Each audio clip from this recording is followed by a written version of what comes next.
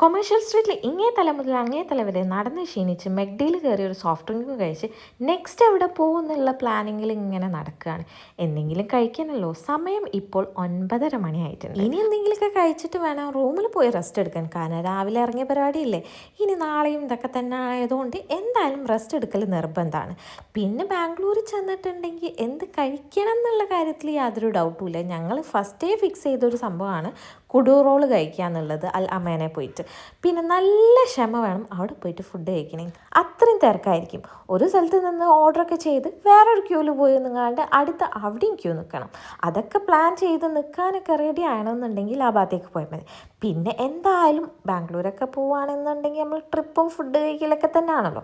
അപ്പോൾ ഇതൊക്കെ മനസ്സിൽ കണ്ട് പോവുകയാണെന്നുണ്ടെങ്കിൽ എന്തായാലും നല്ല അടിപൊളി ക്വാണ്ടിറ്റിയിൽ നമുക്ക് ഫുഡ് കഴിക്കാൻ പറ്റും. ഒന്നെന്നെ വാങ്ങിയാൽ 2 പേർക്കും കഴിക്കാൻ പറ്റുന്ന അത്രയും ക്വാണ്ടിറ്റി. കഴിഞ്ഞ പ്രാവശ്യം പോയപ്പോൾ ഒരു കുടൂർ റോളും പിന്നെ ഒരു ക്രിസ്പി റോളും ആണ് വാങ്ങിച്ചത്. ക്രിസ്പി റോൾ വലിയ ഇഷ്ടമാവാത്തതുകൊണ്ട് ഈ പ്രാവശ്യം എന്തായാലും പ്ലാൻ ചെയ്തു 2 പേർക്കും ഓരോ കുടു റോൾ വെച്ചിട്ട് വാങ്ങണം എന്നുള്ളത്. സംഭവം വാങ്ങി കുടുങ്ങിപ്പോയി എന്നായിപ്പോയി. കാരണം അത്രയും ക്വാണ്ടിറ്റി ഉണ്ട്.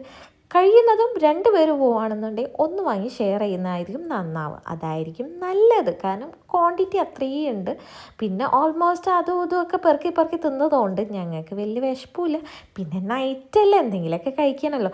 ഇനി ഇതൊക്കെ കഴിച്ച് കഴിഞ്ഞിട്ട് വേണം റൂമിൽ പോയിട്ട് അടുത്തത് ഓർഡർ ചെയ്ത് കഴിക്കണം എന്നുള്ള പ്ലാനിങ്. കാരണം 2-3 സ്പോട്ടുകൾ നോക്കി വെച്ചിട്ടുണ്ട്.